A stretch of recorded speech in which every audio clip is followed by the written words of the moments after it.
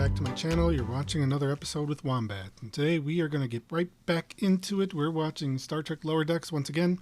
And we are in high spirits and have high hopes that this is going to be an excellent episode. I know I said in previous reaction that the episode 4, Room for Growth, was not one of their better efforts. I stand by it. In fact, I even struggled to remember exactly what happened until I remember it was about them running around the ship trying to beat Delta Shift to some special computer console. So let's see, what else did happen? Yes, Captain Freeman got her stress detox by the magic machine that the engineers made. Rutherford didn't actually seem to grow much unless we say that all the engineers grew by realizing that work can also be stress release, I guess. I don't know. That doesn't seem like necessarily the right message, but maybe it's a little bit more nuanced than that. Maybe I'm just not thinking it through. And let's see. Then, of course, yeah. Mariner, Boimler, and Tendi go on their fantastic voyage through the bowels of the Cerritos. It had its fun moments, you know, like when they ended up in the swamp. That was funny, the hallucinations. Tendi being a helium-pitched green star. And after that, when Boimler got caught up in some sort of centrifugal machine, the main deflector dish kicking into high gear, that was funny. But beyond that, beyond those two things, I just don't remember anything else happening. So yeah, let's see how this goes. This is Star Trek Lower Decks Season 3, Episode 5, Reflections, and I'm already intrigued by the title. Let's see if it carries through. Cerritos. Yes, we are back. And as per my most recent common behavior, I'm gonna try eating. At least it's not cereal this time, so there shouldn't be much crunch.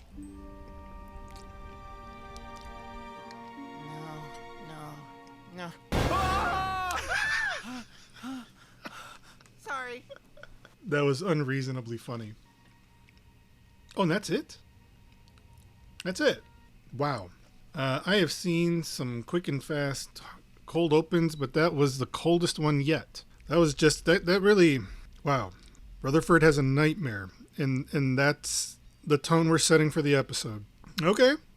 Okay, Lower Decks, I'm game. Let's see what you got. The recruitment booth, no! Well, someone's got to do it. Nobody's ever signed up for Starfleet at the recruitment booth. I did! You're not helping. Sorry! What are you going to do? Complain the whole time and make it twice as miserable? It's your specialty. I keep having the same crazy nightmare. Ooh, the one where you're in a new timeline with Kirk and Spock where they have cinematic chemistry? What? I wish. Looks like you've got some long-term memories stuck in the buffer. Probably useless stuff like when Not you called sure the what to make of captain that mom. one. Why don't you go take a nap? You'll wake up feeling like a new man. Let's not revisit the memory wipe Rutherford story again, okay? Please. Okie dokie. Time for some shut-eye.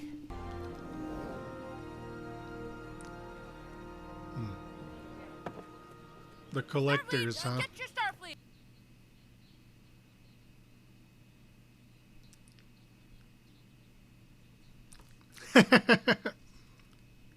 Buddy, you want to be a Borg? What?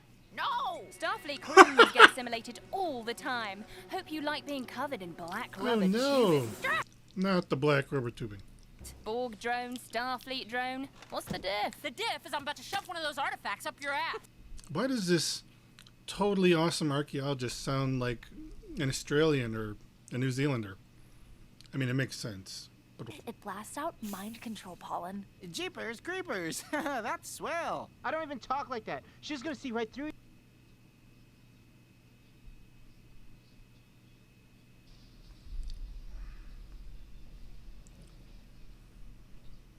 Dr. Tana, I need a medical team to the captain's yacht, now! I mean, that was definitely not the memory wipe thing. That's something new. But what's it mean? Ensign Rutherford is still himself, but his memory and personality are from a decade ago. It's almost like... Oh no, it is the memory wipe thing. On his implant, did I erase my best friend? Oh, so You erased your own memories, man. You tried to erase all the memories that made us cool, but it didn't work. The brain is more complicated than that, and it kept my cool ass stored away. So... This is like Angel and Angelus, but the season 4 representation of Angel, not like every other season. Great, the Collectors Guild. The only thing you two collect is dust. Oh, now that was Those guys make me uncomfortable. No, here come the conspiracy truthers. How about when parasites crawled into Starfleet admirals' butts and took over Well, their brains? Want to come clean about that? How do we know you two don't got butt bugs? Well, if we did, we'd have to kill you for figuring it out. Sure, if you could leave the Oh. booth. Sick burn. Oh my God! Hang on a second. Is this a Starfleet design? Yeah, it's the Hell Delta yeah. Flyer. For no reason whatsoever. Uniforms. If I join, do I get one? This guy actually thinks the uniforms Oh are cool. They no. are cool. Oh, then why are they always changing? Starfleet updates them. Yeah. Oops. Oh no. That was my rank. I'll get you another one. You don't have to. Just want to explore and study fucking quasars. But you know what? It's the right thing to do. We're always getting insult people time. trapped inside of games. Oh no, is that the Al Moraine people? That behavior is If not. being in Starfleet gives you that kind of confidence, then I want in. Doctor didn't spend 7 years in the Delta Quadrant for you. He's got rights. Preach, Boyms. Preach.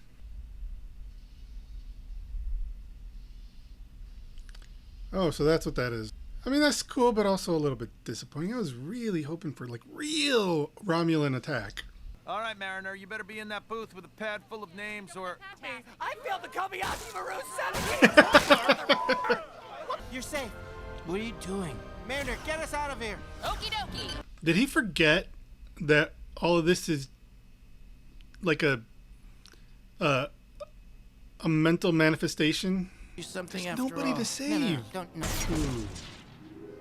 This is going to send us back years. How much do you want to erase? Everything that has to do with me or the program. Plant was a cover-up? I guess someone broke even more rules. Oh, is that Section 31? You knowingly disobeyed a direct order. Are you gonna send me to Starbase 80? Oh, God, no. That place is a hellhole. Koltar, when he drowned Oh. in the swamp. You're just... Alas, poor Koltar. So there's someone out there who blew you up? Yeah, and whoever it was must have been a higher up in Starfleet back when I was a first year, but that doesn't really narrow it down. It could have been anybody. This episode was weird, not in a bad way. So the Rutherford story gave me mixed feelings. Yes, it was a revisiting the whole implant thing, which I guess we do have to get to at some point. That wasn't my problem with it. My problem with it was it went back to the memory thing again. There have been at least 2 other episodes where it's been a memory wipe of some kind because of the implant, right? I was not really a huge fan of either of those times, so I really wasn't happy that they went back to the well here. The saving grace is, though, that at least it kind of took things in a different direction, but not like too much. I realize now that this is like one of the major limitations of telling a story in half-hour format for a franchise that is almost exclusively a 1-hour format. You know, you barely have time to unpack something before you got to start packing it up again and calling it a day. It started to touch on something really interesting about Rutherford. You know, this duality, who he was before and who he is now. The icing on the cake being that the reason behind that had to do with some kind of shadowy conspiracy. That's cool, I guess. I mean, I wonder if we could have gotten more about Rutherford himself, though, instead of the shadowy conspiracy thing. But they didn't spend a lot of time on it, so maybe it would only have been a matter of seconds. So yeah, mixed feelings on it. And I am not going to count this as a Rutherford episode the way I counted the Tendi episode as a Tendi episode. Not enough about Rutherford. The other storyline, Mariner and Boimler at the recruitment booth. Interesting choices with the archaeologists. I'm trying to remember the handful of times there were independent archaeologists on Next Generation. My recollection of it is that all the archaeologists that ever appeared on Next Generation or even Deep Space Nine were independent. You know, like Starfleet doesn't have an archaeologist. I see my flaw now. Okay, I guess Starfleet does have archaeology experts, and they might even have an archaeology department. but they don't call themselves archaeologists. They still call themselves Starfleet officers, because I'm reasonably sure that Starfleet is a prime identity. So, you know, you could be in security, or you could be an engineer. Well, maybe not the engineer. It seems like engineer is a prime identity. But other than that, I think, like, you know, whether you're in command, ops, security, medical might be another exception. I guess the doctor who is a Starfleet officer identifies as a doctor first. I'm trying to remember any Starfleet archaeologists. Anyway, so I thought it was an odd choice, and I was getting so much Okana energy from that character. It's just the rogue energy, right? It's the outlaw energy, the I'm my own boss energy, the Han Solo energy. So I like her. I hope she reappears. It's kind of unfortunate that this will probably be the only show she appears on. Like, we won't see her in Picard season 3. We won't see her in a live action show that isn't set in the past or the distant future, like Strange New Worlds or Discovery.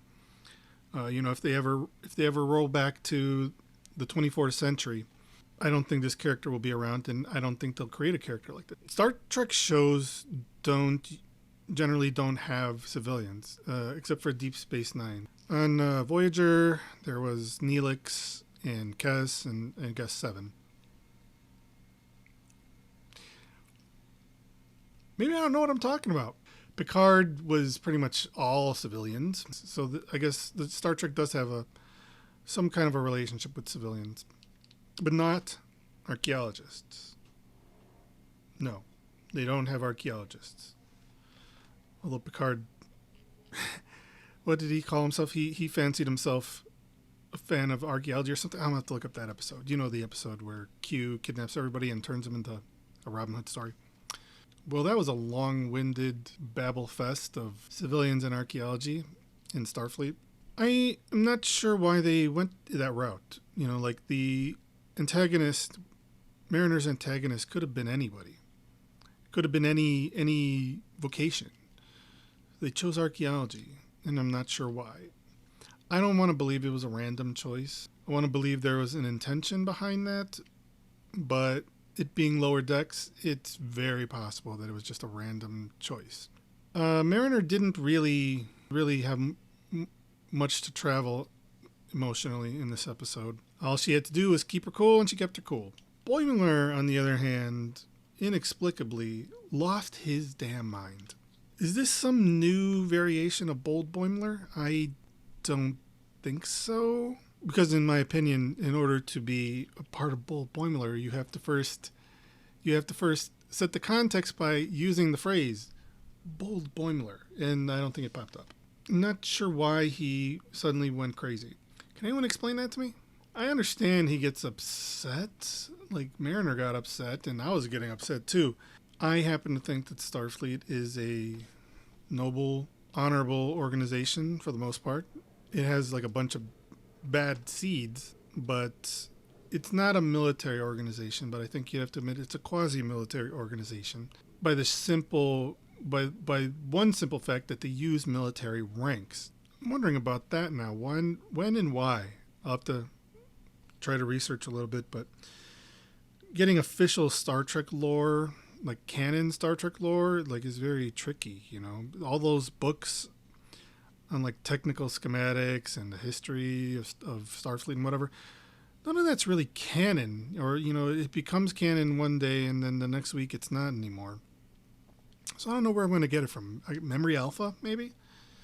I visit that website every once in a while. I suppose it's as close to canon as you get. It's not like there's some Disney overlord equivalent that sets what is official and what is not. So there's my reaction to this episode. It's a little bit... It's better than the last one, because I like this one a lot more than the last one, but it still, in my opinion, didn't capture the highs of 1, 2, and 3. That's all right. I am confident it'll get back there. Not that there's anything wrong with what it did already. I hope you enjoyed my reaction. Thank you again for watching. I appreciate and love everybody who takes the time to watch my crazy, crazy ramblings about this crazy, crazy show. Hit like and subscribe if you feel so inclined. And I will catch you all next time.